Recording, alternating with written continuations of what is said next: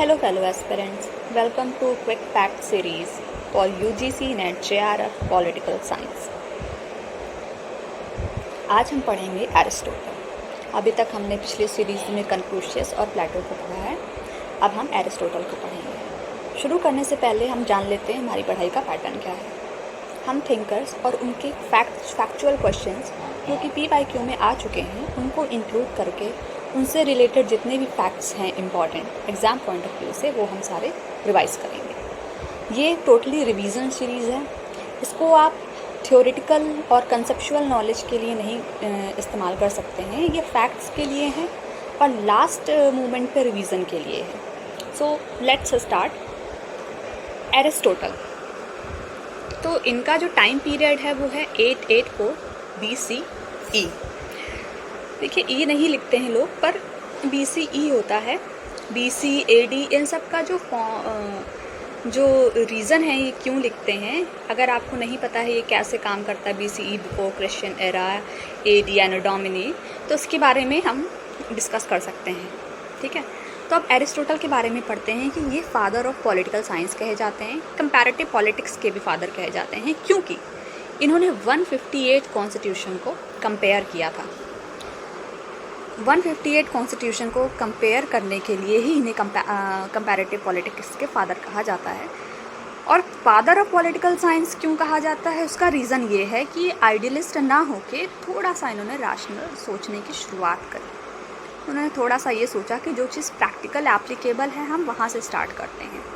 ठीक है, इस वजह से हम प्लेटो को फादर ऑफ पॉलिटिकल साइंस ना कह के एरिस्टोटल को कहते हैं। आगे चलते हैं उनकी बुक्स के बारे में।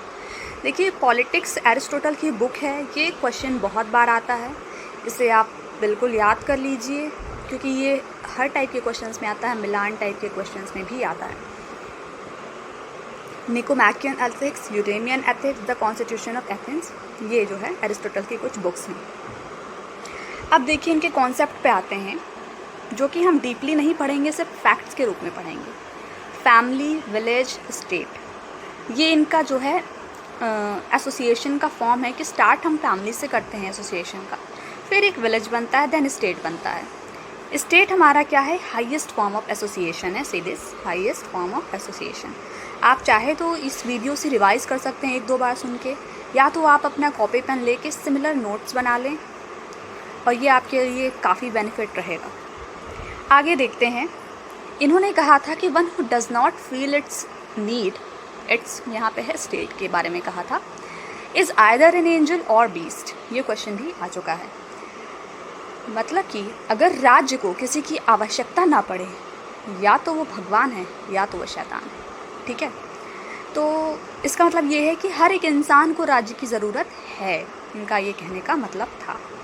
और इन्होंने एक गोल्डन मीन की बात करी है, मिडिल वे की बात करी है। ना तो हम एक्सट्रीम पे जाएंगे, ठीक है, और ना ही हम ईजीएस्ट वे में जाएंगे। हम एक मिडिल पाथ अपनाएंगे किसी भी चीज़ को करने के लिए, क्योंकि देखिए ना तो बहुत ही आइडियल चीज़ पॉसिबल है, ना ही बहुत ही डेविलिस्ट थिंग पॉसिबल है कि हम एकदम ही या तो आदर्शवाद बन जाएं या तो एकदम ही एनार्जी में चले जाएं। ये बिल्कुल भी पॉसिबल नहीं है, तो हमें एक मिडिल वे अपनाना पड़ेगा। अब आगे चलते हैं। गोल्डन मीन के बाद हम देखते हैं कि उनकी जो राज्य है उसमें रूलिंग के लिए उन्होंने क्या चीज़ें दी हैं। ठीक है, तो उन्होंने एक थ्योरी अपनाई है कि अगर कितने लोग रूल करें तो वो क्या कॉन्सेप्ट होगा, उसका उच्च कॉन्सेप्ट क्या होगा और उसका बिगड़ा हुआ रूप क्या होगा, आइडियल एंड परवर्टेड।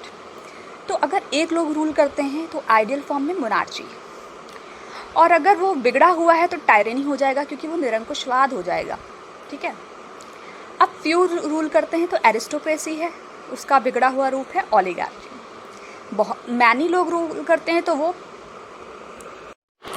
वो पॉलिटी होती है, जिसका बिगड़ा हुआ फॉर्म, परवर्टेड फॉर्म जो है डेमोक्रेसी है। एरिस्टोटल के अकॉर्डिंग जो गवर्नमेंट है वो मिक्स्ड फॉर्म ऑफ गवर्नमेंट होनी चाहिए, जो कि कॉन्स्टिट्यूशनल है और वो पॉलिटी भी कहलाती है। सो आगे देखते हैं। उनका एक थॉट है कि distributive justice mainly concern with distribution of honour and wealth. ये क्वेश्चन PYQ में आ चुका है, तो एक बार इसे अपने माइंड में सेट कर लीजिएगा कि ये एरिस्टोटल का है। स्लेवरी के बारे में उन्होंने डिफेंड किया है स्लेवरी को। Also he defended private property. ठीक है, स्लेवरी का उन्होंने दो टाइप बताई हैं, कन्वेंशनल एंड नेचुरल। देखिए नेचुरल को अगर हम देखें तो वो लोग होते हैं जिनमें रीज़न नहीं होता है। उसके बाद कन्वेंशनल की बात करें तो प्रिजनर ऑफ वॉर में हारे हुए जो लोग होते हैं जिनको प्रिजनर बना देते हैं। तो ये दो टाइप की स्लेवरी जो है एरिस्टोटल ने डिफेंड की है।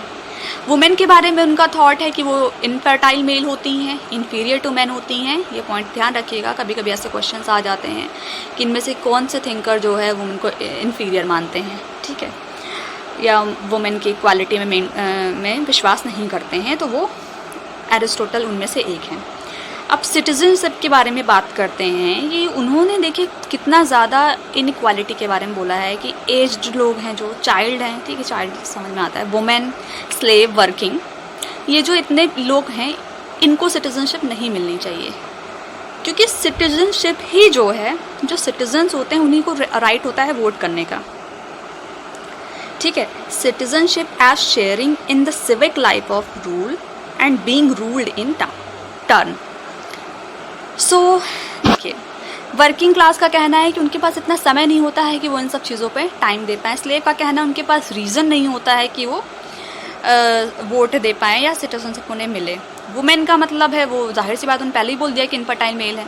चाइल्ड अभी बच्चे हैं, उनको इतनी नॉलेज नहीं। एज्ड में भी यही सेंस आता है।